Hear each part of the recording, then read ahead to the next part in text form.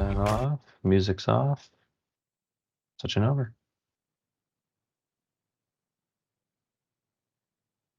Welcome into Hardcore Penn State Football. Just a reminder again, we will kind of have a weird audio intro as I am still in Florida, but we'll be returning home tomorrow. Welcome in. Penn State gets the win 44-7 over the Maryland Terrapins. And believe it or not, they will be heading to the Big Ten Championship to face Oregon after Ohio State completely pisses down their leg in a 13-10 loss to Michigan right before Penn State kicked off. We'll get into all that. Also, signing day, early signing day, if you will, quickly approaches on Wednesday as well. A lot to discuss. Let's get right into the show. Welcome into Hardcore Penn State Football. I'm Corey Lestochi. With me, as always, the great Shawn Kane. How you doing today, Shawn? Feeling ducky, Corey. How are you? I'm doing very well. Hey, before we get too far into the episode, I wanted to change the title of this podcast to Hardcore Penn State Volleyball and give the women's volleyball team a shout out. They beat Nebraska this weekend and now hold a share of the Big Ten regular season title. Nebraska will face Maryland on Saturday. Nebraska has to win that to be co-champions. Otherwise, Penn State would win it outright. So shout out to the ladies over there on the women's volleyball team. Number 4 in the country right now, but a win over number 2 Nebraska, they could probably jump up even further. So I wanted to give them a little bit of love before we get started. Yep. Absolutely. Penn State wins, Shawn, 44-7 over Maryland. Scored 44 straight points after Maryland jumped out to a 7-0 lead. In a world of college football this season where things have been just crazy and teams have kind of found a way to upset other teams and other teams have found ways to lose to teams they shouldn't.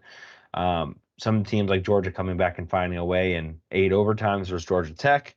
Penn State did not start very fast. First play from scrimmage for Penn State's offense is a fumble by Nick Singleton. First play on defense for Penn State was a 25-yard touchdown catch to Caden Prather, which stung for 2 different reasons. And in the moment, within 14 seconds, Penn State was down 7-0. And that was about it for Maryland the rest of the day. Nick Singleton redeems himself almost immediately with a 66-yard kick return. Offense does stall out again. Ryan Barker, who has become Mr. Automatic. And I think at this point, Shawn, he seriously might be in contention for some all-conference honors. Like, I don't think he's going to get first team. He may not even get second team.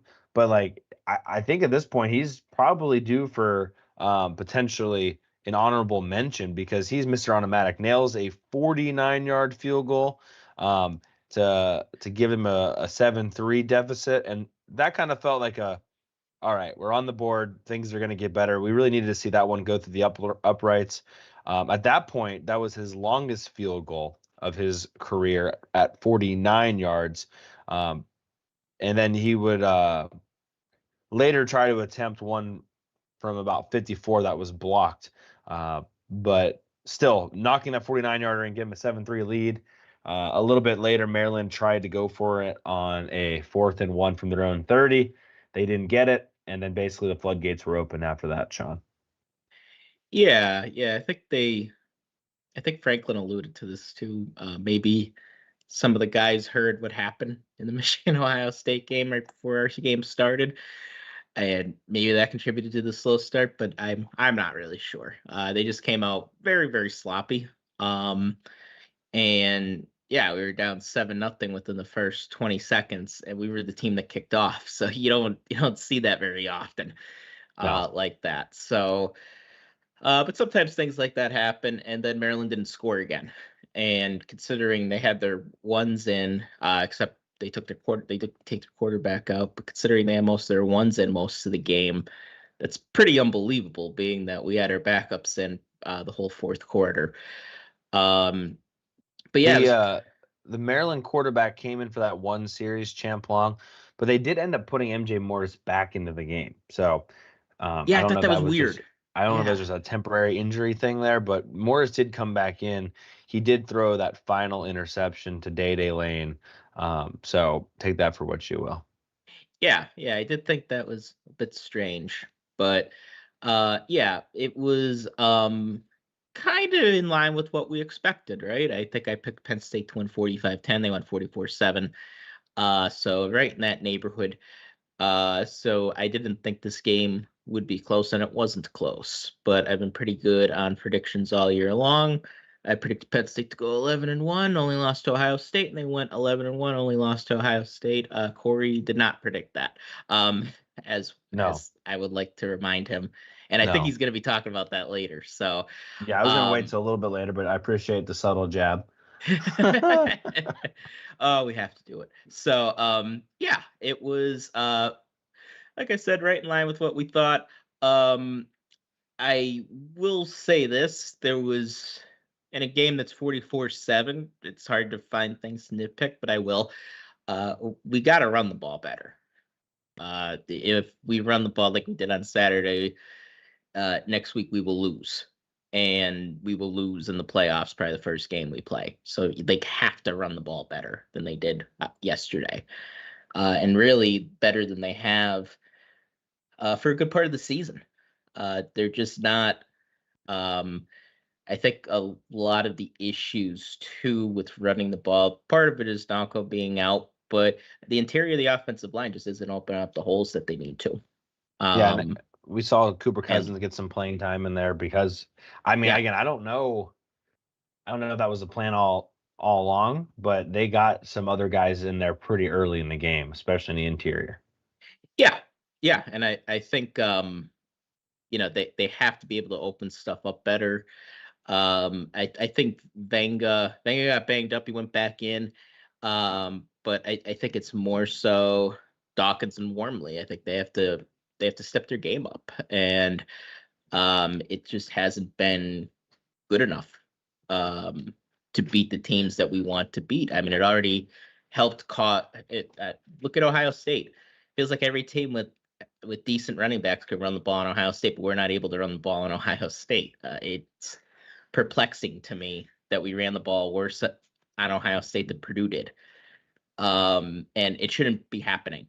So I know we all give Phil Troutwine his flowers, but we need to be able to open up more holes for our running backs, and the running backs, part of it's on them too. So it's something that they need to get fixed if we want to go on any type of playoff run here.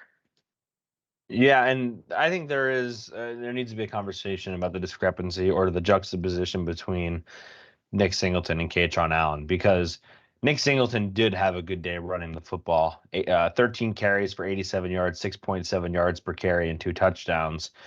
Katron Allen had the exact same number of carries, 13 carries for only 34 yards and 2.6 yards per carry. I think there was that one drive there early on, third quarter, where they continued to try to feed Katron, and he just was having no luck running the football. Yeah. And I don't know exactly what's going on there, but we've said this many times before, especially when it comes to now looking ahead to the Big Ten championship. You got to think now that Nick Singleton is looking even healthier, and he kind of said that after the game that he's feeling a lot better. I just don't see an avenue where Nick Singleton shouldn't be getting 2-to-1 carries from here on out. I mean, he's shown to be more explosive. You need the explosive opportunities against Oregon anyway. There's still moments for Katron Allen where he's going to be very effective for them, but Nick Singleton's your number one running back at this point. Yeah, I mean, it almost feels like with Katron, as the season goes on, he's playing worse. And I think the stats may bear that out. Um, and I'm not entirely sure why that is. Like, if you look at his season stats, he is averaging 4.5 yards carry. And I think that was true for him every single year that he's been here. It's been right in that neighborhood. Um, but the last few games, yeah, he's kind of looked almost like a step slower. And Katron Allen was never really seen as a speed demon. Um, but and I think next week when you think about the speed that Oregon has, the way you counter speed is more speed. So I think it's going to be a heavy Nick Singleton game. At least it should be. Are you want to hear these stats? Tell me. Katron Allen rushing split stats in August/September, he was averaging 5.45 yards per carry. In October, he was averaging 4.58 yards per carry. And in November, he averaged 3.26 yards per carry. So it's not just our eyes. It's gone roughly down by almost 2 yards, by over 2 yards per carry from September till December. And the easier part of our schedule, well, we did play Ohio State in the beginning of November, but and Minnesota has a good rushing defense. And Minnesota, yeah. Wisconsin's not terrible. Yeah. Were they in November? Wisconsin was October. Okay. Yeah. And Washington doesn't really have that great of a rush defense. So yeah, I mean, it's inexcusable. If you go and backtrack and look at Nick Singleton now, and those same splits, what you'll find is that it's not necessarily like a complete Penn State issue as much as it is kind of a Katron Allen issue. Nick Singleton averaged 3.41 yards per carry in October. In November, he averaged 5.43 yards per carry.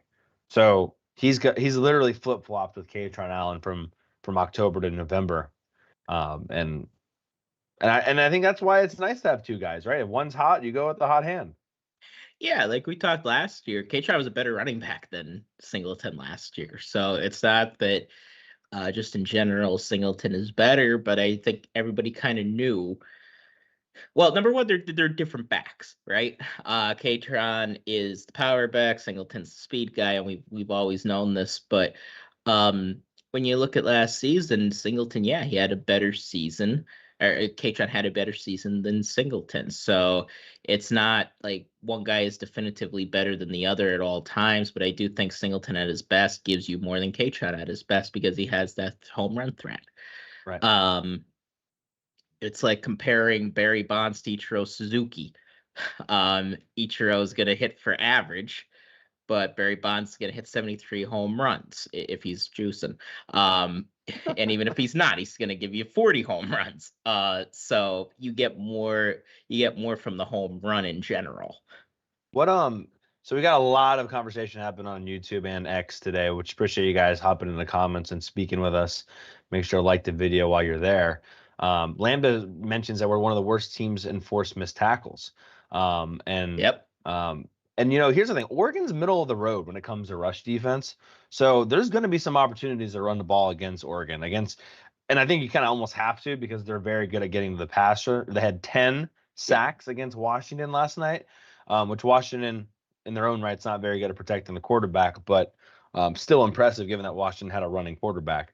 Matty Isis comes in and says, Corey Smith might be better than Katron right now. And Corey Smith has shown some wiggle. That juke move is very nice late in the game yesterday as well. But Shawn, I wanted to get back to the first question that Matt threw in on X, or not really a question, but a statement. I wanted to kind of see if you agree with this or if you want to push back a little bit. He says, James Franklin forgot to tell Andy Kotelnicki in the first quarter that he can run normal football plays that dice up Maryland. And I get the idea, right? Like you don't need to do anything fancy to beat Maryland.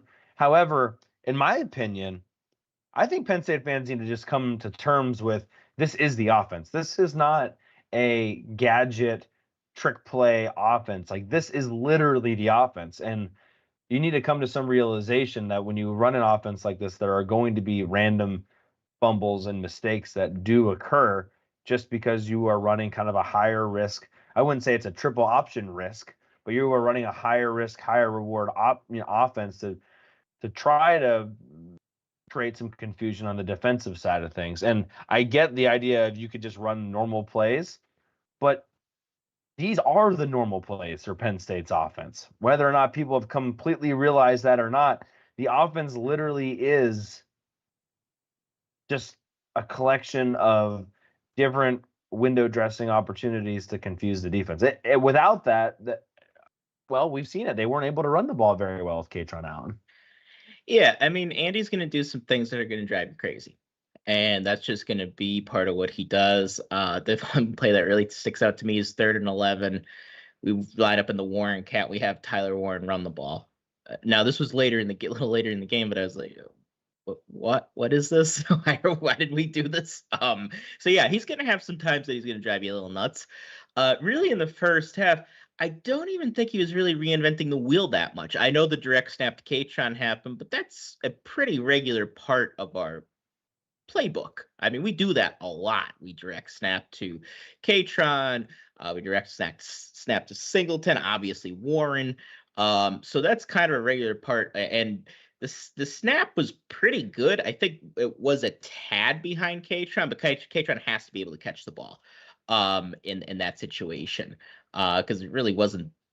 It was a little off to the side, but that's a play you should be able to make. Yeah, so he's gonna do some things to drive you nuts, but like Cory kind of said, that's just kind of the offense. And we were just so sloppy in general, and part of that is obviously part of it's going to be on. You could put some blame on the coaches, but part of it's on the players, like Singleton, who barely ever fumbles the ball, and it was just one of our regular play. It was as regular play as you could get. So I think a lot of it was execution errors early. But as soon as we got it going, we got it going. But yeah, I hear what you're saying too. Andy does things that drive me nuts too. What did you think about besides some of those offensive line inability to get to the second level, especially in the interior? What did you think of the offensive line? Because again, you look at this offensive line, and Rich Scarcella just brought this up on X, and it's a good point. Penn State's offensive line continues to do things that maybe we're kind of overlooking, and some of it's been helped by Drew Aller being able to escape the pressure a couple times in the game. But yet again, Penn State's offensive line prevents Drew Aller from being sacked. And we have maybe grown accustomed to this at this point. But when you look at their numbers throughout the whole year, Penn State's one of the best teams now in sacks allowed. They are sitting there at tied for 7th in the country with only allowing 7 sacks. If you look at it from a Power 4 perspective, they are basically tied for 3rd in the country from a Power 4 perspective in sacks allowed. And they're number 1 in the Big Ten. So even though they lost 3 guys in the NFL, even though they just lost Anthony Duncan to a long-term injury, they have continued to find ways to keep Drew Aller upright. And people are saying, oh, it was Maryland, whatever. But again, go back to when they couldn't even protect Drew Aller or any quarterback from the Marylands of the world. Yeah, I think the offensive line, the first thing that really sticks out to you is the pass blocking and how effective they've been in protecting Drew. And when you consider that we lost Caden Wallace, it becomes even more impressive. So yes, I know I just said that they have to be better run blocking, and I stand by that, but you can't argue the pass blocking and how good they've been giving Drew time to throw the ball. Like, Drew had all day to throw the ball on Saturday. There was, like you said, the one play that sticks out to me that they didn't do a very good job protecting him. He still got out of trouble and came like within inches of picking up the first down. So he helps with that because it's been harder to take him down. And but ultimately you got to give the big guys up front a ton of credit. And we know here what a mediocre to bad offensive line could yield, and some of the bad results that could result from that could come from that. But I could safely say this year they haven't lost a game because they haven't been able to protect Drew. Now, like you said, we do play a fierce pass rush on next Saturday. UEA Uiagalelei, who I think I said pronounced that name right, is a monster. I think you messed that up completely, but it's okay. I'm from Scranton. That's how we talk. So they got a lot of guys over there. Harmon's another one. I think Lambda on YouTube's just mentioned Derek Harmon scares him a lot. They've got a handful of guys. Playmakers on the defensive line that could cause problems. But again, you look at that Washington game, they were very one-dimensional at that point. It makes it very easy to tee off on them. But they are good. I mean, if you look at this, you look at the numbers, they are one of the better teams in the country at getting the quarterback. They're 6th in the country in sacks as Oregon with 39 sacks. Penn State, if you're curious, now up to 27. So remember, Penn State early in the year was one of the worst in the country at getting sacks. They have slowly made their way up into the top kind of quarter of the country. Now sitting there with 32 sacks themselves, which a long way away from the 50 they had last year, but in better company now. But yeah, Oregon's sitting there with 39 after 10 against Washington. So if you take, you give Oregon just 5 against Washington, they're sitting there at 34, which is pretty close to Penn State. But the 10 sack performance last night really catapults them into top 10 territory there. Yeah, for sure. Even without the Washington game, like they'd still be way up there. So it's gonna be a real challenge for our offensive linemen this Saturday. But I mean, the good thing is we have played against good defensive lines this year. Ohio State, and I think Penn State held up pretty good against Ohio State as far as pass blocking. Again, we didn't run the ball well, but but pass blocking was not an issue against the Buckeyes. So you got to hope that translates the same way against Oregon next week. Yeah, I was going to look up a little bit more about the sacks, but yeah, we can move on from that conversation. I want to talk defense too. So obviously, Penn State, shuts out Maryland after that first touchdown. Just a quick reminder that yet again, Penn State has not allowed a touchdown in the third quarter all season long. They went the entire season without allowing a defensive touchdown in the third quarter.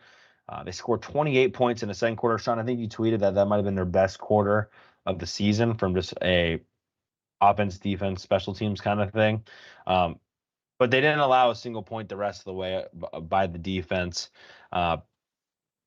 They got home. They got pressure. I got to mention Abdul Carter, who ends up with 2 sacks. He's now at 10 sacks on the season.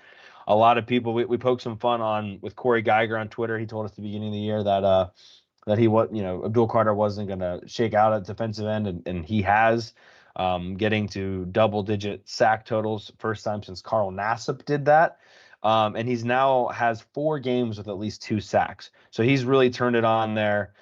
He wasn't the only one that had fun. Amin Vanover, Zane Durant shared a sack as well. And Jordan Mayer got in there with a sack of his own. And then Zion Tracy shot out of a cannon, tried to strip the football, but ended up with a sack, as well as Denai Dennis Sutton getting a sack. So 6 sacks for Penn State's defense. And they really just kind of controlled the game from start to finish, basically after that first drive. Roman Hemby, who's a good running back for Maryland, ended up with 13 carries for 64 yards.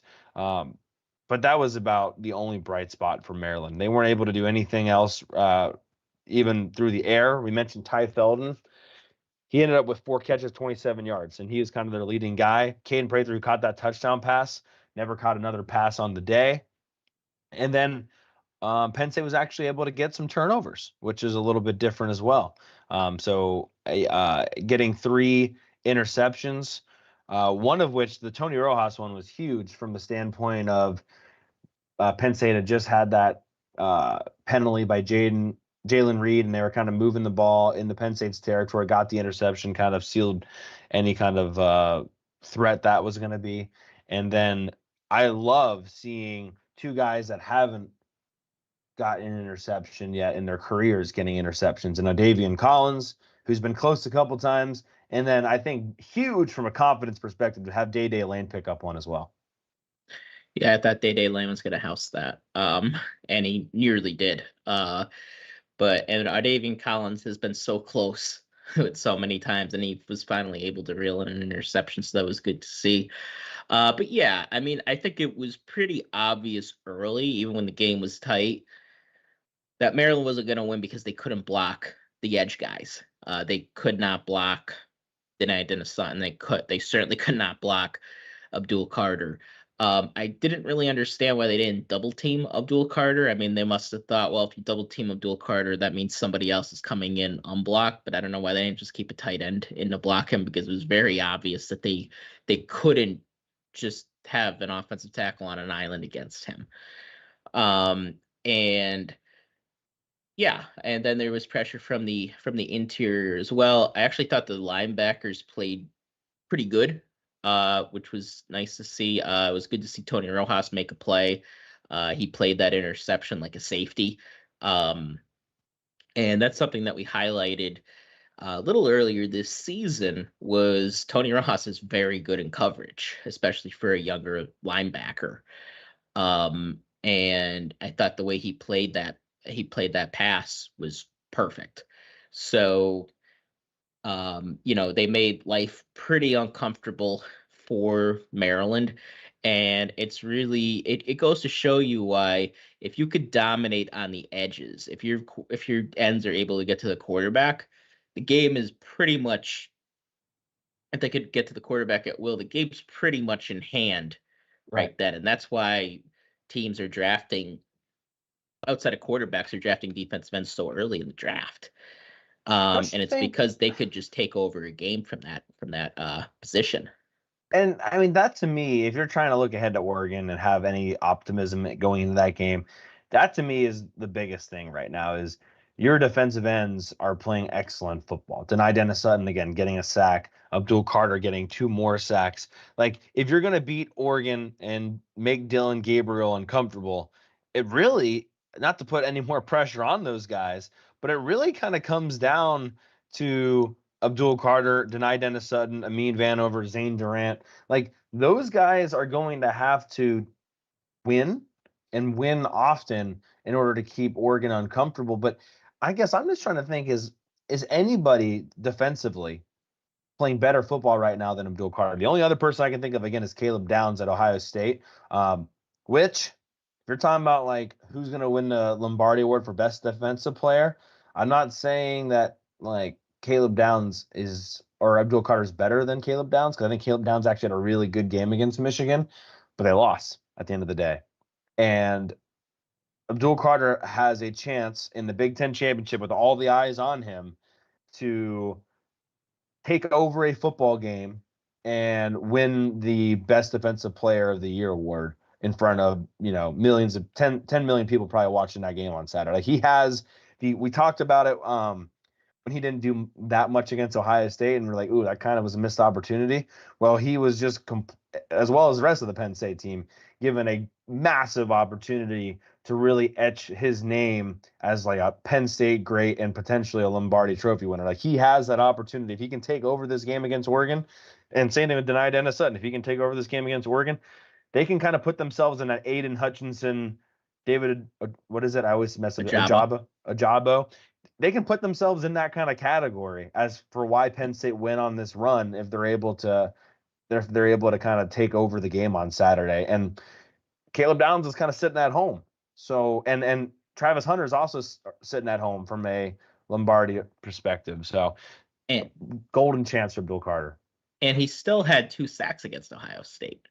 So, and it felt like a quieter 2 sacks, but yeah, I mean, 2 sacks, 2 sacks. And so he was still able to get after Ohio State. And I think you're confusing the Lombardi Award with the Benerick Award. Benerick, thank you. Yep. Yeah, that's defensive player. Lombardi's lineman. Lineman, yeah. But he's up for both, but yeah. Yes, he's up for both. But yeah, him and Downs have been the 2 best defensive players I've seen this year. And we both watched a ton of football. I swear to God, if it goes to Travis Hunter, I'm going to lose my mind. Which, by the way, I'm just going to go on a quick rant about this. Oh, here we go. I love your Travis Hunter rants. I actually exercised today. I went and ran for 3.6 miles, which I realize does not really resonate with our target audience, probably. But not on me. my on my 11-minute pace, which probably does resonate a little bit more with our target audience.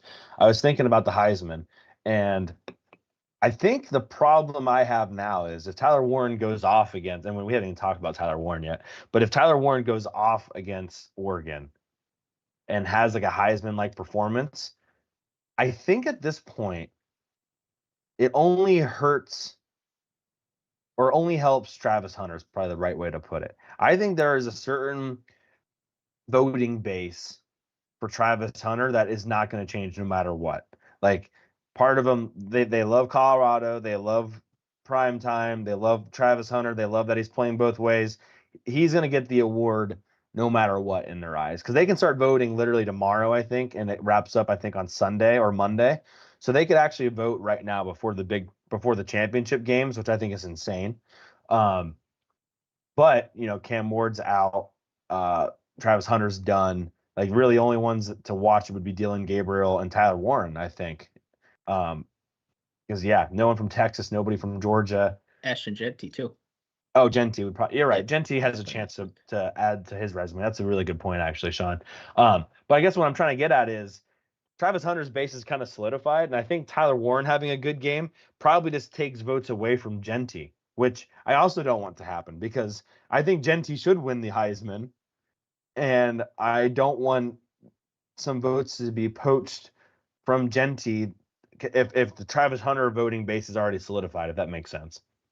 Well, I mean, I do think it's like an election, right? I think there are a lot of voters in the middle that could be convinced either way because what Travis Hunter is doing, it is pretty impressive that he is, a really, really good player on both sides of the ball. And I think voters are naturally impressed by that. Now, would I vote for Jeanty? I would. If I had a vote, he would be my vote. I would have Warren in the top 4 or 5, depending on how Saturday goes, because I do think he's one of the 4 or 5 best players in America. But I do think there are some people in the middle that could be swayed. And if Jeanty, goes off again this Saturday, which he's been doing all season, who do they play? UNLV or Colorado State? They play UNLV, which is UNLV, ranked okay. 22nd. Yeah, so that should actually be a really good game. Friday night. So yeah, that should be a good game. Winner goes to the playoff, right? But that's and not just that. So technically UNLV does not get an auto bid. However, most likely they would get it. There's technically a possibility that if UNLV won and Army beat Tulane in the AAC, like there's a case that Army could get it. But realistically, I think most people are in agreement that UNLV would get it. It's not a confirmed lock because Army technically would only have one loss to Notre Dame. They would win the American. They'd beat Tulane. But I think most people are in agreement that most likely UNLV would get that spot. Yeah, I think UNLV should. Just because you don't like the troops. We got it. Yeah, hate the troops. No, I'm kidding. But when you just watch the Notre Dame game, like physically, and it's no disrespect to Army at all, but they just can't match up physically with a lot of these top teams. And they play really, really well in the American Athletic Conference. And I think that's quite a feat for them to win that conference if they do end up winning on Saturday or Friday, whenever they play. So, yeah, I see what you're saying, though, that it could siphon some votes, but you don't really know where those votes are going to go as far as the Heisman goes. Or where they're going to come from, I should say. Yeah, we mentioned the corners there. I kind of got off on a little side tangent there. We talked about the defense. You mentioned the linebackers and Tony Rojas. I thought that they did fine. Kobe King continues to play really good there. Just looking ahead a little bit to Oregon, their offense line does a really good job getting the second level. Linebackers are going to need to be able to fill correctly and then stay in their appropriate gaps and get off blocks because Oregon does a really good job of that. Defensive line also needs to soak in some of those offensive linemen. as well. But for Day Lane to get an interception, I think is huge for, and even though David Collins to get an interception, huge for both of those guys from a confidence perspective. Elliott Washington didn't play. Again, he got hurt in that Purdue game. So Collins is going to be out there a lot more. Obviously, Kevin Winston Jr. has not been on the field at all for Penn State this year. And so Day getting confidence is still huge for Penn State, that they can get a little bit more out of him. So good in both of those senses. And Shawn, like, I'm not saying like Kevin Winston Jr. is coming back, or I'm not saying Keon Wiley's coming back. I don't know if Elliott Washington's coming back, but we mentioned you kind of feel like the defense is getting stronger. And maybe that's a certain level of the offenses that they've played here in November. But you got to also think they might get healthier here down the stretch, whether it's in time for the Big Ten championship or in time for the first playoff game. We haven't heard anything lately on Keon Wiley. We don't know if Elliott Washington's going to come back soon at all. And then there are still some of those rumors out there that Kevin Winston Jr. potentially could come back for a playoff run. So there's potential for Penn State's defense to really kind of get better even before the playoff starts, which would be huge for them. And maybe a shout out to Tom Allen, because I give him a lot of crap sometimes on kind of the way they play and how it's different from Manny Diaz. But at the end of the day, this defense, now with the regular season in the books, total defense finished number 4 in the country. Ohio State, Indiana, Texas, Penn State, Tennessee are your top 5. Say what you will about Indiana. Top 4 in total defense. From a scoring defense, they finished 6th. In a rushing defense, they finished 7th. In a passing defense, they finished 7th. Basically, I think we can all agree, basically a top 5, if not top 7 defense, which we weren't sure if they were going to be that good. I think we all expected them to be top 15, top 10-ish. But at the end of the day, without their best player on defense, arguably, they were able to put it together for the entire season. And the only complaint I really have is not as many turnovers as I want. And they kind of give up that first touchdown no matter what the situation is. They're at the end of the day, they're doing pretty good. Yeah, no doubt.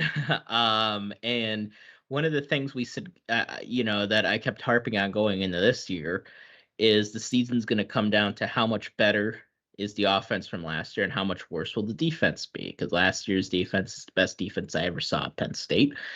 I still stand by that. But the drop-off hasn't been that huge.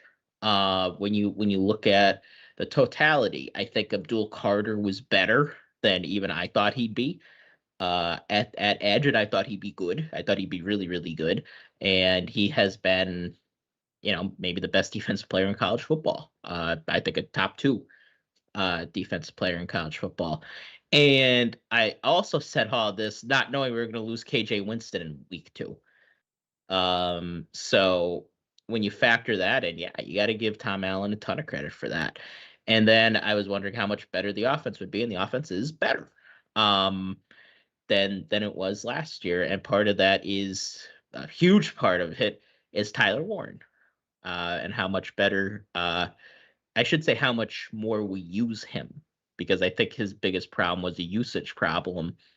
I was just talking to my grandpa who I watched a game with last night. And I said exactly that. I said, I don't even think it's that he got a lot better per se. I think there's some truth to that, but I think it's just we used him better. You look at Theo Johnson right now with the Giants. He's starting with the Giants and playing, and not only starting with the Giants because I feel like Khalil Dinkins could start with the Giants, but playing well with the Giants as a rookie. And I think a lot of the issues that the tight ends had was we just wouldn't throw them the football because Mike Yurcich didn't really know how to use them. And now we have an offensive coordinator that, true to his word, said, I don't care if I have to play 8 offensive linemen. If that's the best way if those 8 offensive linemen are the best guys I got, they're going to play. And even though I critique Andy Kotelnicki sometimes, I got to give him that in that he will use his best players and he doesn't really care how he uses them. If his best receiver is a tight end, he will throw to the tight end like he's a receiver, and that's it. And the offense reflects that. Yeah, it does reflect that. And again, Tyler Warren ends up just a little shy of the Big Ten single season receiving yard mark. He has now the most receptions in a season by a tight end in Penn State history. He has the most touchdowns in a career for a tight end at Penn State, passing Pat Freiermuth. Had technically a nice run on that play where Drew Aller was able to sneak out of a couple would-be tacklers, pitch the ball to Tyler Warren, which, by the way, is just an impressive play before the ball even got into Tyler Warren's hands by Drew Aller. And then Tyler Warren hurdles a guy, makes a guy miss, stiff arms a guy, runs down the sideline for about 30 yards, and just another incredible play. His touchdown catch was one of his easiest catches of the season, and it was kind of nice to see him beat like a ball thrown to him kind of on the jump ball situation in the back of the end zone. We really haven't seen that much of that this year. A lot of stuff in the flats and letting him run into the end zone. Haven't seen a bunch of, hey, just go get it kind of touchdowns. And they were able to do that. It is worth mentioning that Trey Wallace was questionable. So maybe someone that you would have targeted in the red zone if he was available wasn't available. At least he didn't play. Maybe he was available, but he didn't play. So maybe that is one of the reasons why they kind of went to him in that fashion in the red zone. But again, the tight ends, Khalil Dinkins had a really nice snag over there on that sideline early on to kind of get some momentum going. Luke Reynolds continues to be a part of the offense quite a bit. And I think Penn State fans are pretty excited and feel pretty comfortable with where he's at. But again, I just kind of have to give some credit to what Andy Kotelnicki has done with Drew Aller, given what he has available to him as far as a receiving core and whatnot. Again, just to give you an idea, right now Penn State is 6th in the country in yards per attempt still, sitting there at 9.2 yards per attempt. Only teams better than them: Ole Miss, Army, Indiana, Miami, Tulane. And by the way, Army only has 95 attempts on the year versus Penn State's 325. So their yards per attempt is pretty damn impressive, and doesn't tell the whole story, but Andy Kotelnicki has found a way to make it work with the available resources he has. Say that for what you will. Mari Evans also played a lot more because Trey Wallace is banged up. But the only last thing I want to say about Drew Aller, that one throw, I think it was a 2nd and 10 technically, on the left hash, and he throws it all the way across the field to Tyler Warren outside the numbers. That was arguably one of the best throws of the season so far, by Drew Aller. It was an amazing throw. I mean, I don't think people realize, like, people probably think that was like equating it to like a 5-yard out and like, oh yeah, the ball has to be put there. But he put that ball there basically on like a 40 to 50 yard throw. I mean, that's a long way to go. It's approximately 15 yards down the field, but approximately 30 yards across the field. So you're looking at roughly a 45-yard throw right there. If I do my hypotenuse triangle Pythagorean theorem stuff, like probably about a 45-yard throw. Yeah, and that's a big reason why people love Drew's upside, right? Is he can make the throws like that. And we've all heard the adage, he can make all the throws. Well, Drew can make all the throws. And that is his potential, and that is his ceiling that people talk about. And he has a tremendous amount of upside.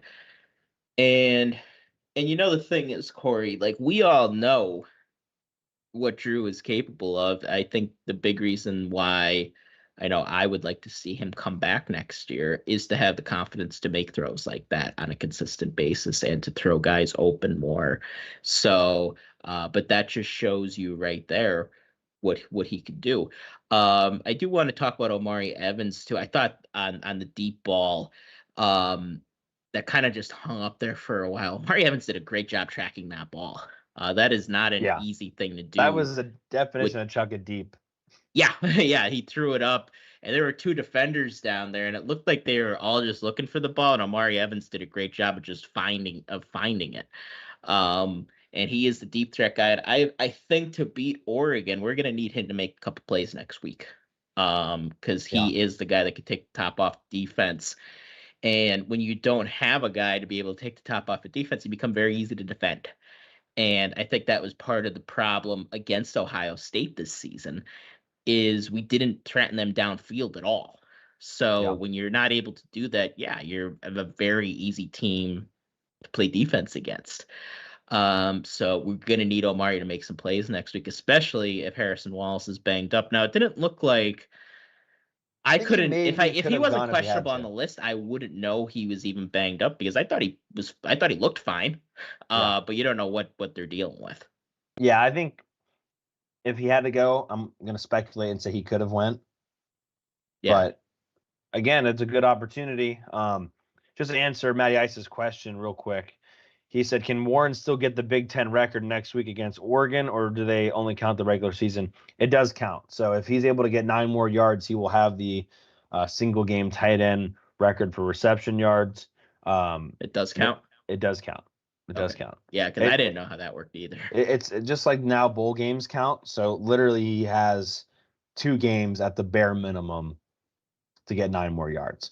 And if Penn State isn't able to get him 9 more yards in 2 games, we probably get shut out in both games. So something bad would happen there. We mentioned Trey Wallace. We did get to see Tyseer Denmark catch his first touchdown catch. He also returned a punt off of a bounce, which was a little sketchy, but at least he tried to do something there. I'm going to go on a tangent for a second. Zion Tracy continues to kind of struggle with deciding when he should return versus when he should fair catch. He's still trying to figure that out. I thought he returned one that was close, and he probably should have fair caught it, and he fair caught one he probably should have returned.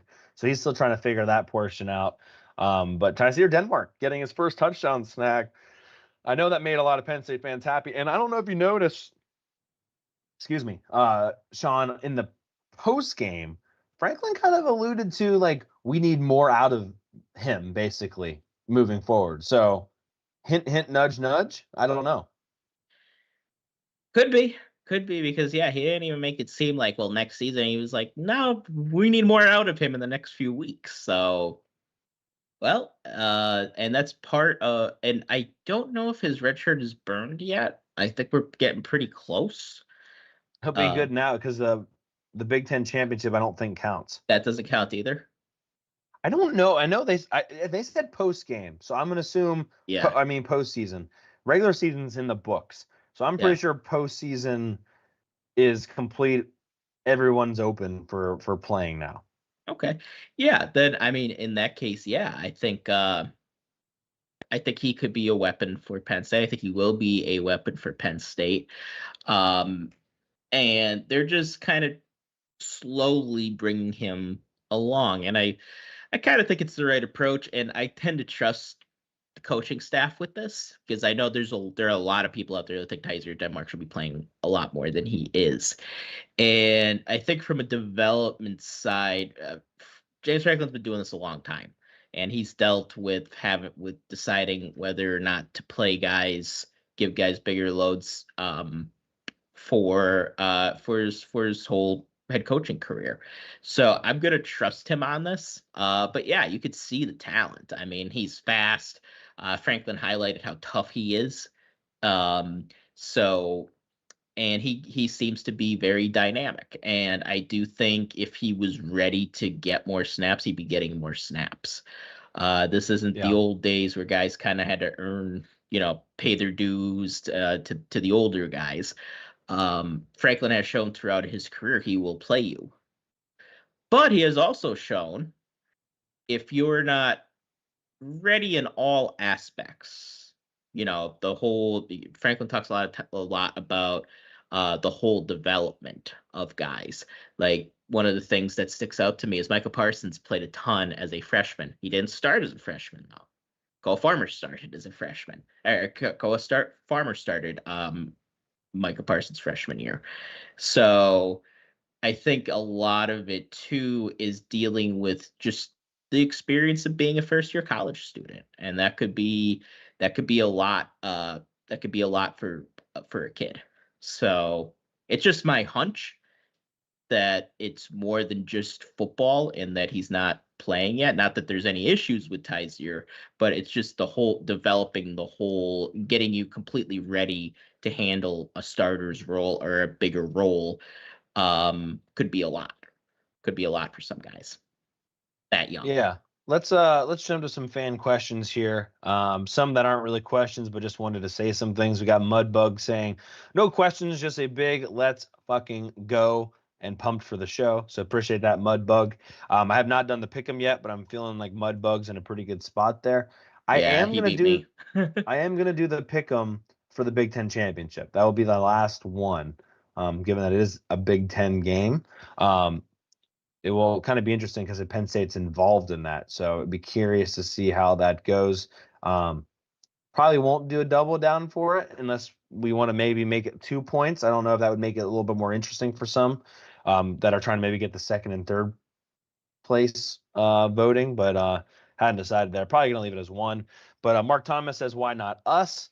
And then kind of an interesting question from Daniel. What has been worse for college football, NIL or the 12-team playoff with auto bids? I did want to kind of answer this question because I wanted to mention the auto bid side of things. I think we need to be careful with the actual problem with the auto bids and not the auto bids themselves. I don't have any issue with there being auto bids in the college football playoff. What my issue is those auto bids automatically being seeded 1 through 4. I have no problem with the 4 best conference champions getting into the playoff. Like if Georgia wins the SEC, I think they deserve to be in the playoff. If say Arizona State wins the Big 12, they deserve a spot in the playoff. I don't think they necessarily deserve a top 4, but the conference champions in those aspects do deserve a spot regardless. My problem is with them automatically being seeded 1 through 4, and I think that's what needs to be corrected. Not the auto bids themselves, but getting rid of the auto top 4 seeding. That to me is the bigger problem here than just the auto bids just qualifying for the playoff. Yeah.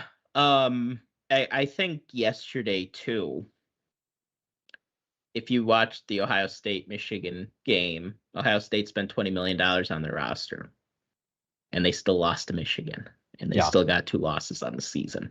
So it's not everything. NIL's huge, but it's not everything. And because it's still about going out on the field, and it's not like I said, like we've said when we were kind of giving Josh Pate a bit of a hard time, it's not, the games aren't decided in a casino, they're decided on the field. So I think NIL, we've talked a lot about the pros and cons of it, but it's still about executing on Saturdays. As far as the auto bids go, yeah, I'm largely in agreement with Cory on this. I think if you win your conference and it's a Power 4 conference, I think you deserve to be in the playoff. I don't really get the logic of having a team having the 4 conference champions above a team like a Penn State if they were to lose, or an Oregon if they were to lose. I don't really get that necessarily, but I'm fine with them getting in. I think the one thing that I do have a bit of an issue with, and this year it doesn't really apply, it doesn't necessarily apply, we'll see how it all turns out, is a group of 5 teams getting automatically a spot. Because I think there are some years there will be no group of 5 deserving of a spot. This year might be different. And if you earn your spot because you're ranked higher, well, then I have no problem with you getting in. Like if Boise State goes, they beat UNLV, I have no problem with Boise State getting in the playoff because they would have only lost 1 game all season and it was a close game to Oregon, and they beat everybody else. Right. Fine. You deserve to be in then, and you have the best player in America. How am I going to argue with that? But I have a problem with them automatically getting in because last year it would have been Liberty, and Liberty wasn't any good. And last year was just a weak group of 5 year, and that happens sometimes. So that's the one thing I have an issue with as far as the automatic bids go. Yeah, and the group of 5 has been poached so much to the Big 12 and the Yep. ACC now. It's like a lot of those really good teams that were group of 5 are no longer in the group of 5. Yeah, even TCU was a group of 5 at one point, which seems crazy, but they Yeah. were, and not that long ago. UCF, Houston, Yeah. SMU. Yeah, a lot of those teams that were kind of maybe the original busters of the BCS or even into the auto bid for the New Year's Six Bowls, they've all kind of moved on for the most part into better positions for the most part. Let's go to another question here. We'll get to that one as our last kind of question as we transition to Oregon. Let's go to, well, I guess they're all about Oregon, so we're going to move in that direction anyway. This is from John Weiss. What do you feel the key points offensively and defensively are going to be winning the game against Oregon? So, Shawn, you want to take one, I'll take the other. What are the most important things, offense and defenses, for Penn State versus Oregon as we start looking ahead in that direction? Yeah, I'll take offense. Okay. We gotta run the ball better. Talked about that earlier. We need more from Kaytron Allen, and if he can't do it, then we need a heavier workload of Nick Singleton. And we can't be concerned with, getting Kaytron his touches. I'm not saying don't play him, of course, but if it's evident he's just not going to have it going that day, we need to just ride Singleton the rest of the way, and we can't be afraid to do that because we're trying to win this game. So, being able to run the ball, if we want any chance to beat Oregon, who looks like the best team in the country right now, people fixate on the receivers getting open. I agree, but I would argue Tyler Ward helps you out there. Nick Singleton helps you out there. But if we're not able to run the ball and everything will then be on the receivers to make more plays, it's gonna be a tough day for us offensively, and we will not win this game.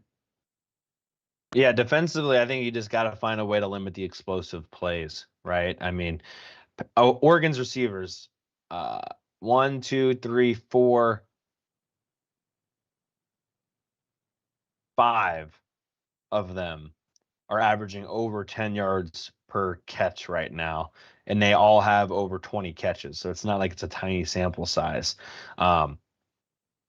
Tez Johnson is probably the biggest concern. Evan Stewart, though, is having a good year. All 3 of them, their receivers, are about even. Like, talking about not having a number one, like, I would say Tez Johnson's probably their number one, but he's at 685 on 67 catches. Evan Stewart's at 600 on 48 catches, and Trayshawn Holden's 581 on 36 catches. Their tight end also has 35 catches for 490 yards. So they're throwing the ball a lot, and they're having a lot of massive plays with it. And limiting those big plays is going to be huge. I mean, there was some leakiness when Penn State played USC, and they're going to give up a couple big plays, but they've got to find a way to limit it and really kind of make this game make Oregon go down the field and score, on long drives versus those quick shots that we saw last night against Washington. That to me is the biggest thing, and I think you do that in a couple different ways. Getting them off schedule is a good start with a pass rush and TFLs. Oregon's really good at not allowing TFLs or sacks, so that's going to be a little bit challenging. But just tackling in space and not letting them run after the catch is probably the most important one, and it's not necessarily something I feel great when. I mean, Tony Rojas, Dom DeLuca, Kobe King, Jalen Reed, Zakee Wheatley, they're all going to need to have big games in that department. Yeah, that's one of the reasons why I thought Oregon, it's a tough matchup for us, because Dylan Gabriel does not hold on to the ball long. And I think that's going to be a way they're going to try to neutralize our defensive line, and something they're going to be comfortable doing, because that ball is out of Dylan Gabriel's hands fast. And, he has so many great athletes at his disposal. Like you said, they have three really good receivers. They have a really good running back. So the ball will be out quick. One of the problems with Tom Allen's defense that I've had is a lot of times the middle of the field is open, and that can't happen on Saturday. Or they're going to be running all day long because they're good at breaking tackles. They're good at making guys miss. And like you said, we got to be able to tackle better. I think the tackling's been good for the most part this year. Some fans will disagree with that, but I think overall, when you look at it, we've had some games that we didn't tackle as well as I would have liked, but overall, it's been pretty good, especially if you look across college football. Yeah, and Oregon's offense is pretty good in conversions. Third down conversions, they're top 10. They're right about on par with Penn State on red zone touchdown percentage, which, especially this week was huge. I think a lot of teams struggled in the red zone. Oregon struggled, or excuse me, Ohio State struggled, Michigan struggled, Georgia struggled, Texas even struggled, even though they ended up beating A&M.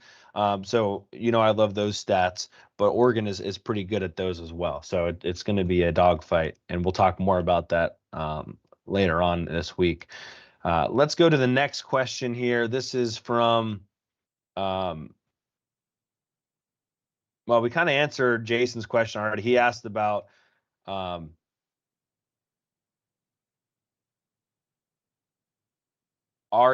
no, we didn't ask. We'll answer this question. This is from Jason. He says, quote, Oregon has talent on both sides, no doubt. With our inability with receivers, how do you see them matching up with us? So you kind of talked about it a little bit, talked about the importance of the run game.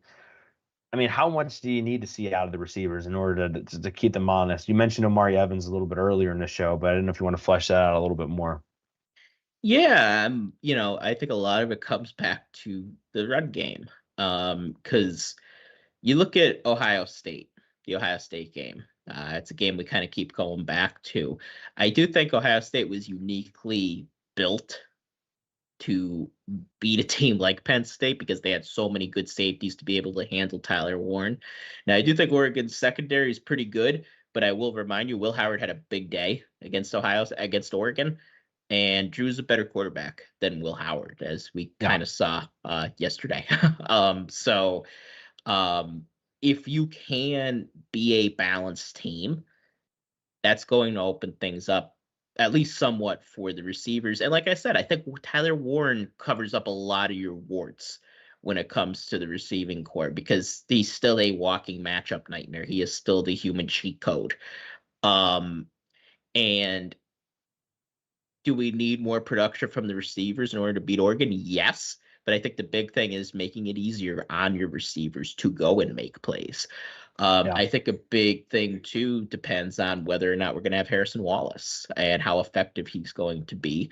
I do anticipate he'll play.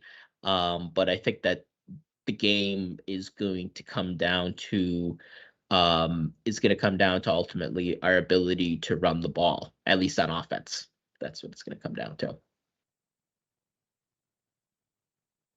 All right. Well, let's go to this final question. This is kind of thinking bigger picture here. This is from R. Scats, longtime listener of the show. What's the chance Penn State is number one in the nation around this time next week? Seems to me there's a 1 in 3 chance. So what R. Scats is getting out of here is if Penn State were to beat Oregon, who is the number one team and likely will be, Penn State's either going to be sitting 3 or 4 going into this game. Don't expect them to jump Texas after their win at A&M. The question is, would Penn State potentially be number one with a win in the Big Ten championship? Shawn, I feel pretty confident that if Penn State were to beat Oregon, they would be the number one seed regardless of what else happens. You could make the argument that if Texas is able to redeem their loss to Georgia in the SEC championship, they would get the 1 seed. But I still think that Penn State only loss would be a single possession loss to Ohio State where they had chances to win the game. And then they go beat the only undefeated team in the country. I feel like Penn State would jump Texas and get the number 1 seed. I'm not saying it'd be close and there'll be some conversations about it, but Georgia doesn't seem to be even in the same echelon as Oregon from a competition perspective, what we saw with Georgia Tech earlier this week. So I feel like Penn State with the win would jump, obviously Oregon, obviously Georgia, and potentially even Texas, and getting that number 1 spot, which would be very ironic given Penn State's inability to make the college football playoff until the expansion, and then they get the number 1 seed anyway. Yeah, I tend to think we would be the number 1 seed if we were to win. Like beating a 12-0 Oregon team, your only loss being a 7-point loss to Ohio State. Yeah, I think that's a good enough resume to be the number one team in that scenario. I think even if Texas were to win, because Texas got blown out at home by that same Georgia team that they'll be playing. And well, I mean, I do wonder if we'll be ahead of Ohio. This is kind of a separate question. Do you Yeah, think I think Corey and I texted about this. I don't think Notre Dame will jump Penn State I don't think so this either. week. Just a gut feeling I have. Just the way that the committee has ranked everybody, and I know Notre Dame fans will say, "Well, we beat USC by multiple scores." Well, yeah, but if your cornerback falls down instead of getting a pick six, that game's tied Right. against USC. Now, he made the pick six, and then they got another pick six later. So credit to Notre Dame on But that. they But it was a they crushed them. close game. They crushed them, Shawn. Yeah, it did. If you live in an alternate reality, they did. It was a close game, and it's okay to say it was closer than the score indicated. But it obviously was, and they gave up over 500 total yards to USC. So the vaunted Notre Dame defense that Notre Dame fans like to brag about, well, they didn't look so vaunted against a team with the pulse that they finally played. Right. Yeah, I would say though, to get back to your main point there, I do think Penn State, even as long as they don't get blown out by Oregon, stays in front of Ohio State. Um, and you could even argue it would potentially stay in front of Notre Dame. Again, I don't think the committees gonna want to set a precedent that a team that loses in a conference championship falls too far. Like that's a really dangerous precedent. I think they're almost a lock at this point for a home playoff game, worst case scenario, given some of the additional carnage that happened. I mean, maybe if Miami wins and then they win, there's a chance that something.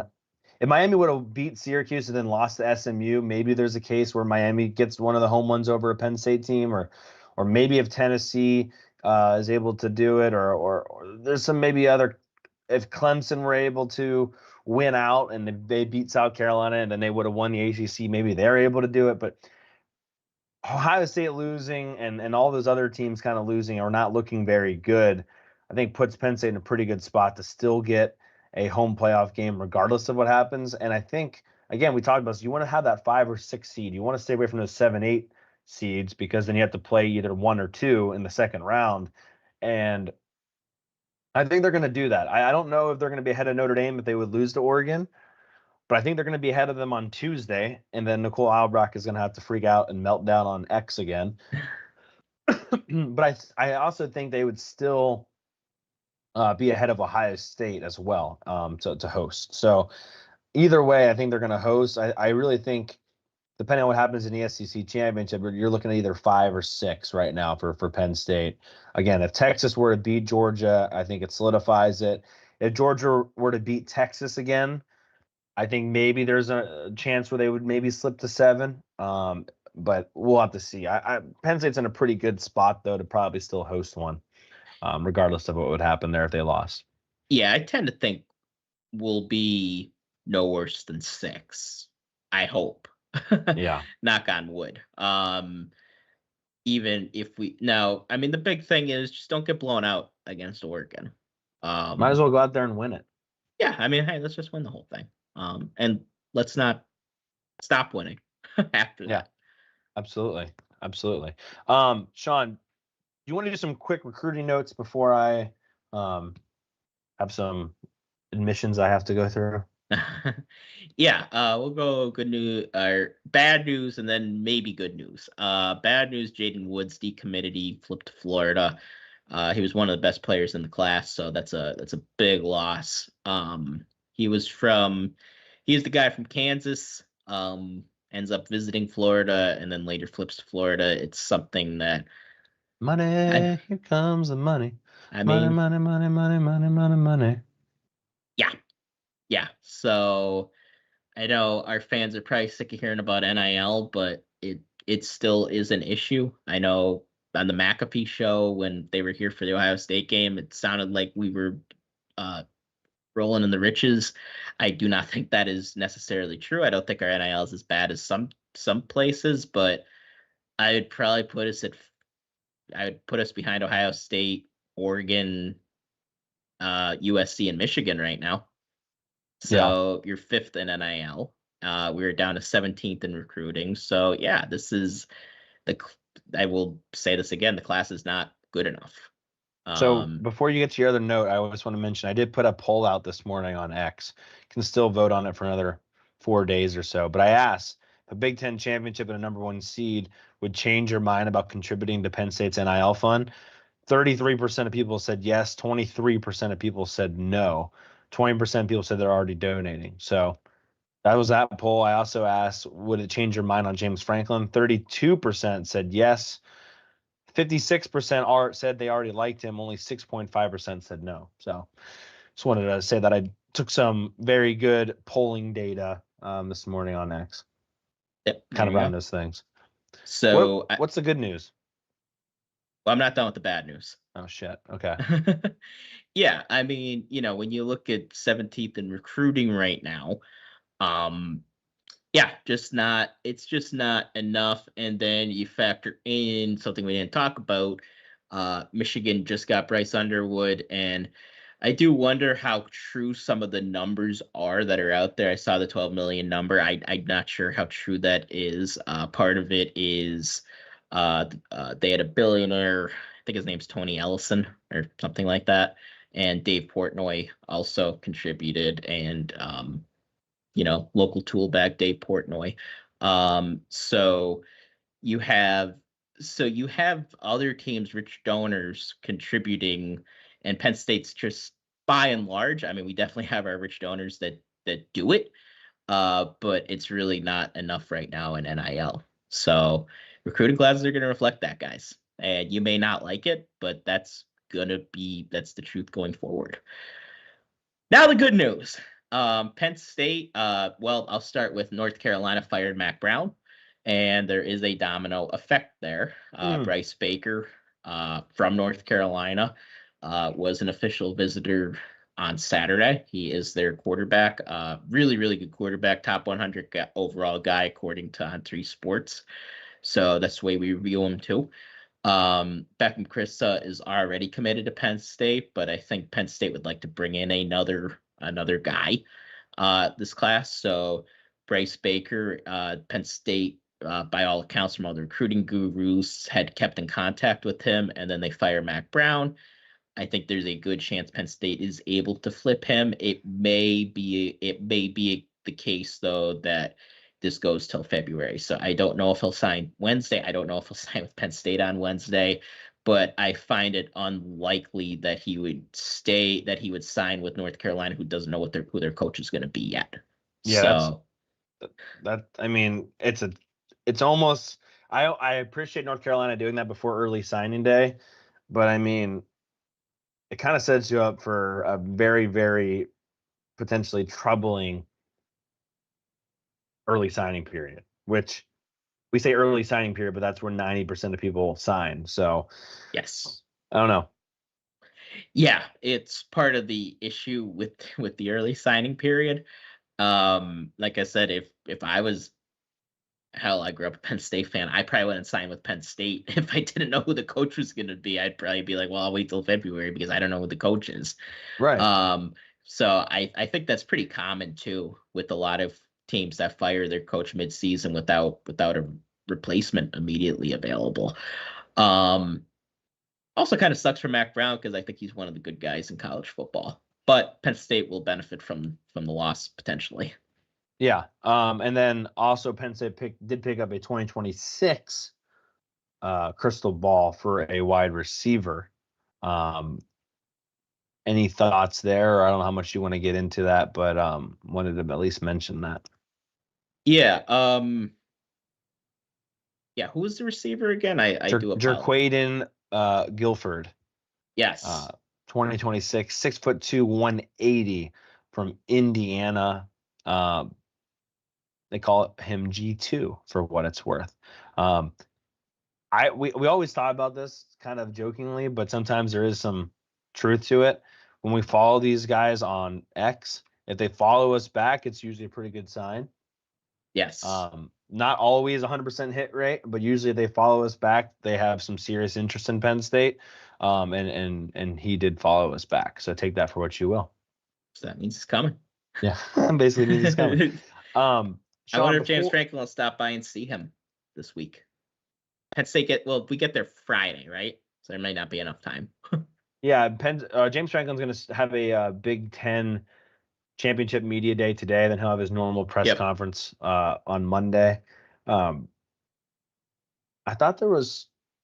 Do you want to? We didn't even talk, and I think this is the right way to do it. We didn't even talk about the ending of the game with the touchdown on the last play. I don't know how much we need to go into it. I kind of tweeted this earlier. Penn State doesn't play Maryland until 2026 now. I don't even think Mike Locksley is going to be the coach the next time they play.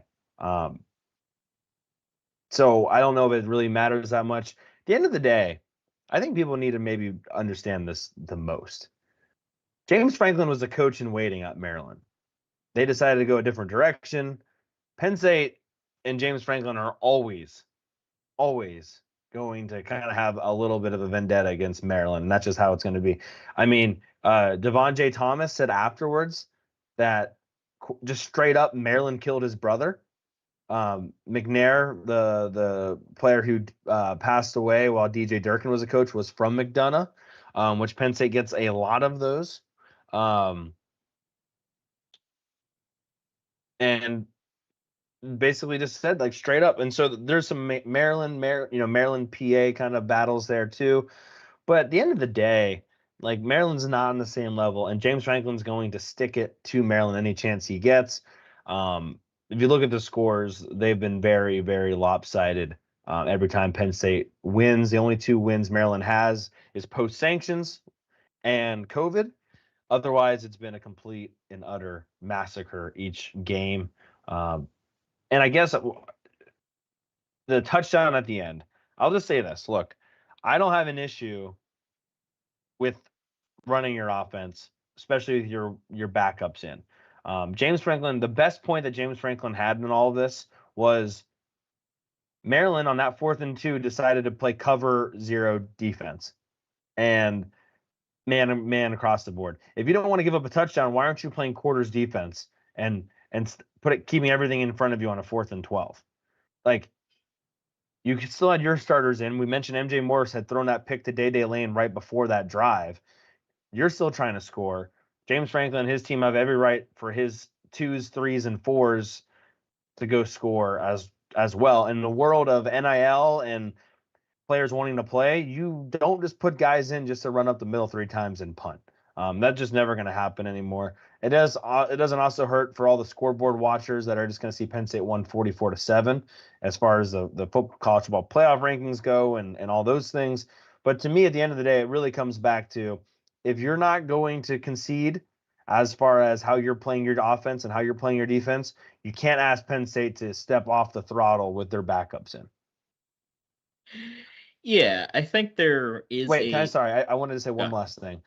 All that being said, I don't necessarily love the pass on 4th and 12 with 4 seconds left. Yeah, and like, would I have done it? No. I'm just gonna be straight up. I would have been like, they didn't even have to run another play. The clock would have went 2-0. But the thing is, I think Franklin and Locksley have a very complicated relationship, and I think I'm putting that kindly. I think there is tension there. I don't know if it goes all the way back to the Maryland days, because they did coach together. But I do know there are rumblings. If you follow recruiting closely, there are rumblings on the recruiting trail that Locksley may have, with J. Sean Barnum, who isn't even at Maryland anymore, may have told him to kind of string Franklin along and then commit to Maryland at the last second. I don't know how true that is. I think there is some allegations of negative recruiting from Locksley, that he negatively recruits against Penn State. I don't know, but I think there's some bad blood between them that people really don't know all the details of. I certainly don't know all the details of. Like I believe last year, I think it was last year or 2 years ago, they didn't meet up before the game. like the coaches normally do, and I don't know, talk about whatever coaches talk about before the game. So yeah, there's some bad blood there. And then I think even with the bad blood though, Franklin probably wouldn't have done that if they weren't keeping their starters and continuing to play defense. Because they do have somewhat of a relationship. Whether it's good or bad, they still do know each other. But I think the combination of all that is probably why it happened. Did we need the touchdown winding the clock down? No. I don't think it's necessarily a good look. And I'm sorry to the Penn State fans. I think it was a good look. I don't really think it is. But whatever. I'm not one to cry about sportsmanship. If it happened to Penn State, I would say stop them. I don't really like crying about sportsmanship. I don't. I'm not one of these people that will act all shocked and chagrined if somebody does something like that against Penn State. I'll be like, well, first off, don't be losing 38-7 and stop them if you don't like it. Don't throw a pick. As you could have ran out the clock if you just don't throw a pick. Yeah. Yeah. and you guys listen to me. Some of you have listened to me for 3 years now. And if you don't think that would be my opinion, then you haven't been listening to me for 3 years. Because I'm like, that's just the way I am. But I will say it's, as far as sportsmanship goes in the Big Ten, this was pretty mild compared to what happened in Columbus. I would say so. And yeah, when people get Florida State and NC State, North Carolina, and even to a certain degree, A&M and Texas. Texas went out there and stomped on the A&M logo after the game as well. So there was, or even Arizona State, where, Shawn, I don't know if you've seen that video yet. I just tweeted it because I just saw it while this was live. Dude, the Arizona State and Arizona mascots were literally punching each other like Rock'em Sock'em robots, like going to town. I just tweeted it. Corey Lestochi, you can find it there. Oh, man. But dude, they're like literally punching each other, like straight up. Like, it's fantastic. And then they planted the Arizona pitchfork in Arizona's end zone. So yeah, this seems pretty mild compared to everything else that's going on. Yeah, no doubt. And just a quick thing about Michigan, Ohio State. It's so them, right? First off, Ohio State is unable to beat Michigan again, which is just unbelievable that they weren't able to beat Michigan when Michigan's unable to complete a forward pass. But they failed to do it again. And then it's typical Michigan. They just can't take a W without being the most obnoxious people on the planet. They just can't do it. It's because they're Michigan men, and they need to just be complete asses at all times. And they can't win with any kind of grace whatsoever. And then they act like they're the victims and everything. They did the same thing with the tunnel thing against Michigan State, where they're acting like asses again, running into the tunnel with Michigan State there. And did Michigan State go too far? Absolutely. But again, they started it. And then this one, they started it again, and Ohio State responded. But again, Ohio State, how about beating them? How about beating them for once in your life? Yeah, I mean, the perfect example, take Jack Sawyer, 5-star defensive end. Yep. Comes back one more year, never beat Michigan, right? You want to take the flag and you want to stomp it and throw it, all that stuff. Like, I know we had that pretty big interception, but what have you done in your 4 years to help get Ohio State over the hump versus Michigan? Because you hadn't done enough in your 5-star career. Like, just to become blatantly honest, like, he's done some good things, but he has not lived up to 5-star status. He's not taking over football games. That interception is probably the most important thing he's done in his time at Ohio State. But just do it on the field. Like, I think the one Michigan player post game, say what you will about all that other stuff that he said, you had 60 minutes to do whatever you wanted on the field. The bottom line is you didn't. And so it is what it is. I will say, I think it's a perfect, like, you summed it up really well, Shawn. Like, Michigan is so ungraceful when they win, and Ohio State is really bad when they lose. And so you put those two together, and it's not surprised pepper spray got involved. Like, Michigan, really, really pain in the ass when they win. Ohio State, extremely salty when they lose. And again, from Ohio State perspective, like, you can't lose that. We talked about it on the show. Like, we picked Ohio State to win because we're like, Ryan Day cannot lose this game. Like, they can't do it. You can't go 0-4 against Michigan when this is the Michigan team that they have. Davis Warren shouldn't even be playing quarterback probably at the FCS level. Like, he's just not a good. He ended up with 66 yards and an interception, and they still beat you. Like, it's embarrassing. And you had everything in front of you, the $20 million, NIL budget, and you don't even get to the Big Ten championship? There'll be a lot of tough conversations around there. I mean, they still might get a home playoff game, and maybe they can turn this whole thing around. I think they're probably just really happy that Michigan lost to Indiana. They lost to Washington. They lost to some of these, to Illinois. They lost to some of these teams that if they could have found a way to win, Michigan at 10-2 probably makes a playoff with a win over Oregon. But because Michigan couldn't, nobody's happier that Michigan is not in the playoff than Ohio State. Let's just put it that way. It's crazy though. Yeah, no doubt. Yeah, they kind of lost my train of thought. But yeah, this is oh yeah, I remember what I was going to say. Ohio State has to win a playoff game, right? If Ryan Day wants to come back next year.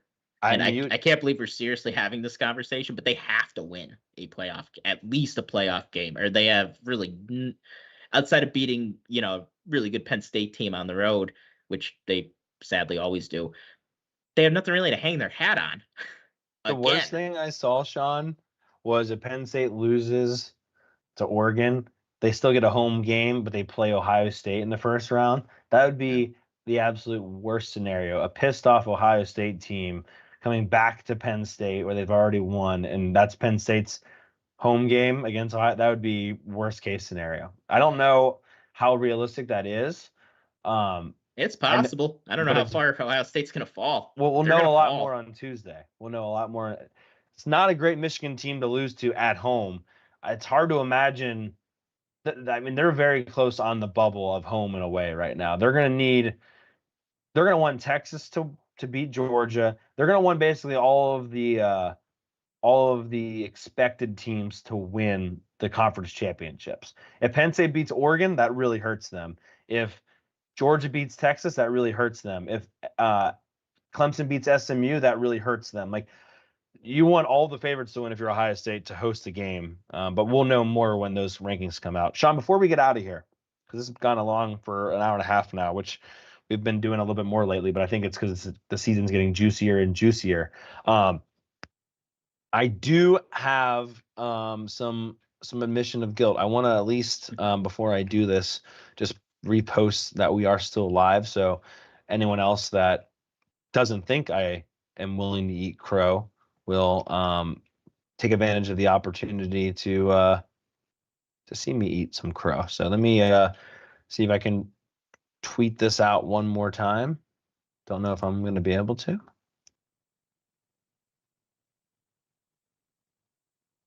I don't know why I struggle so much sometimes here. Oh, there it is. All right. Let me just tweet this out. So, Shawn, before I eat complete crow, I'm at least going to save myself a little bit and say at the end of the regular season, Drew Aller does have more rushing touchdowns than Bo Prabila, which was what my bold prediction was for the season. So I'm going to just completely put my entire reputation on that bold prediction to save myself, because as of right now, that's looking pretty good. By the way, Bo Prabila had a rushing touchdown and a passing touchdown, I think for the 4th or 5th time in his career. So shout out to Bo there.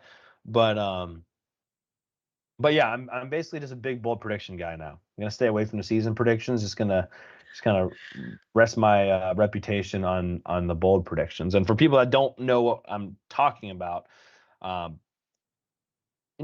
I have no problem being wrong, and I think it's important that we just admit when we're wrong. We're just guys trying to be dudes, and unless it comes to the Big Ten pick'em, which Shawn and I are usually crushing in, we do tend to be wrong. I ate crow when Penn State was able to beat Wisconsin, and now looking at the regular season that's in the books, Penn State goes 11-1 for the first time since 2008 in the regular season. It's really the first time that James Franklin has completely avoided any sort of second setback in a season, which I think is really, really important for this program. But unfortunately for myself, I may have potentially picked Penn State to go 9-3 in the preview of the season episode, the season preview episode. So I am here to admit that I was wrong. We like to point out when other people are wrong on X and when other reporters and whatnot are wrong. So I will admit when I'm wrong there. Not just wrong by a game, but wrong by 2 games. Penn State going 11-1. I had them going 9-3 with losses originally to USC, Wisconsin, and Ohio State. Kind of mad at USC and Wisconsin for not holding up their end of the bargain to a certain degree. But Shawn, when I look at this team ends up going 11-1. And you kind of have to start putting them in a category of like one of James Franklin's best teams.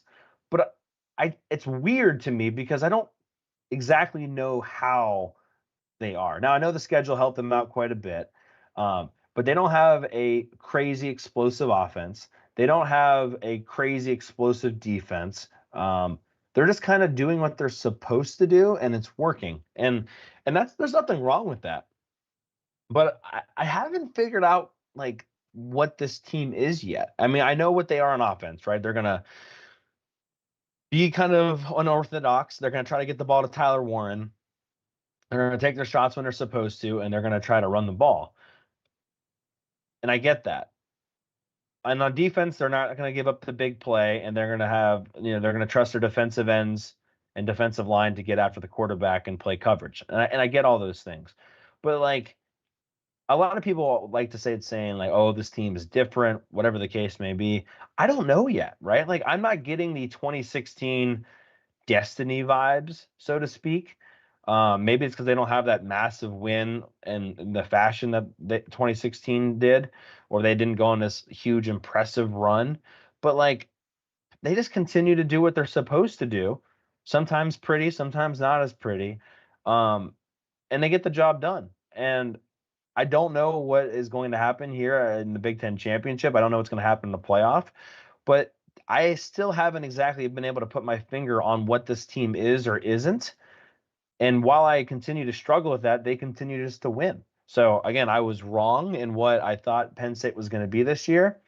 I don't necessarily think they've convinced me that they are elite, but I thought they were going to 100% not be elite based off my prediction, and they have proven me wrong with impressive wins at USC, impressive win at Wisconsin without their starting quarterback, an impressive win at Minnesota when literally everything was kind of going against them.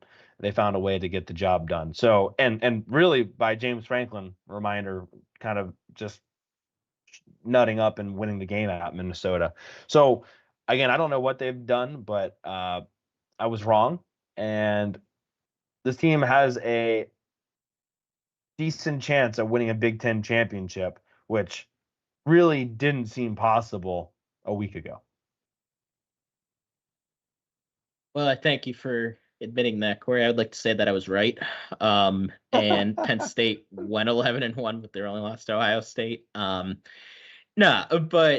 I hear what you're saying too, and I think that's kind of the strange part of college football sometimes, right?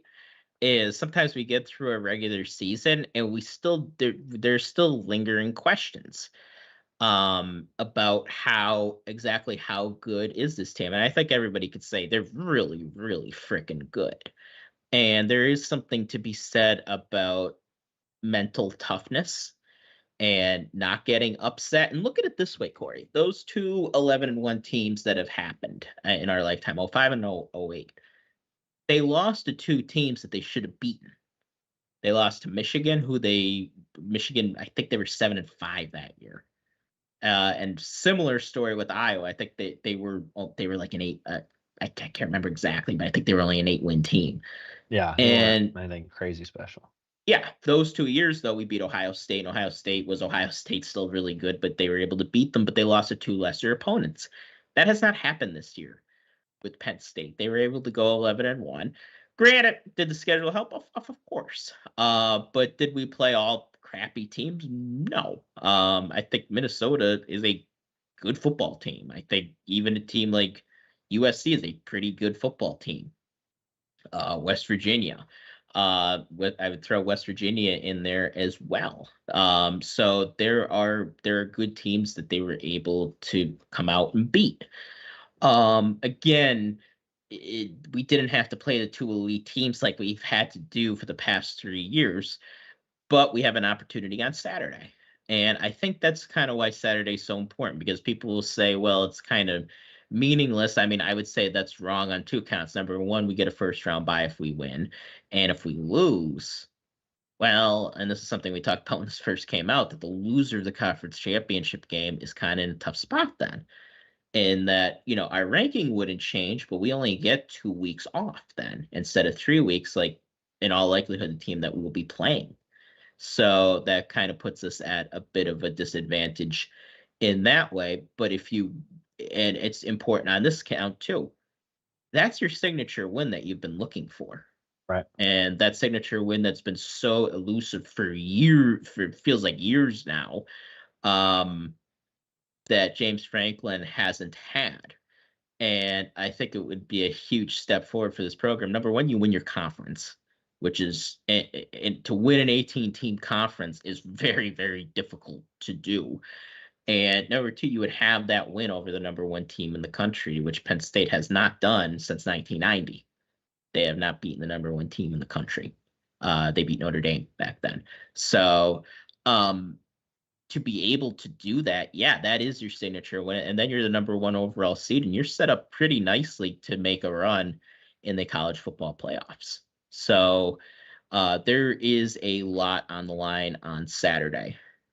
So the 2 reasons for this rant, number one, it's nice to see Cory wrong and to eat crow, especially when he's wrong about something, and it's positive for Penn State. And number two, it's to underscore this is a really important game for Penn State. I think more important than a lot of Penn State fans. Well, not all of them, but some Penn State fans are giving it credit for being. Golden opportunity for James Franklin. Golden opportunity for Drew Aller. Golden opportunity for Tyler Warren. Golden opportunity for Abdul Carter. I mean, they have a fantastic chance to really kind of put Penn State in prime time spotlight. Okay, this is a serious team. And yeah, Shawn, I agree with everything you said. The last thing I think is that this team reminds me more of that 05 kind of team to a certain degree. I'm just kind of finding ways to win games and just can continue just to do their thing. Even a little bit to the I think this team is different than any team James Franklin's had. I feel pretty confident about that. 05, 08 had some parallels that I think kind of run along with this pretty well. But it's a different world. But we have gone on for a long time today. We will probably be back on Tuesday. Thank you guys so much for listening. If you hung out on YouTube, please make sure to like the video and subscribe. We had a lot of people in YouTube. Lambda was on the show quite a bit. Christian Rosas was on the show there. Matty Ice was on there. So appreciate all you guys tuning in. Make sure that if you're listening on podcast platform, you have subscribed there. And we'll be back again. Penn State set to play Oregon in the Big Ten Championship. They are 3.5 point underdogs, 8 p.m. Eastern on CBS Saturday night. And we'll know more actually on Tuesday with where Notre Dame and Ohio State is as far as what would happen if they would win or lose that game. So until then, that's Shawn Kane. I'm Cory Lestochi. You've been listening to Hardcore Penn State Football. We will see you later this week. Yeah, have a good day, everybody. I'm happy the game's on CBS too. Me too. Penn State's done really well on CBS this year, for whatever that's worth.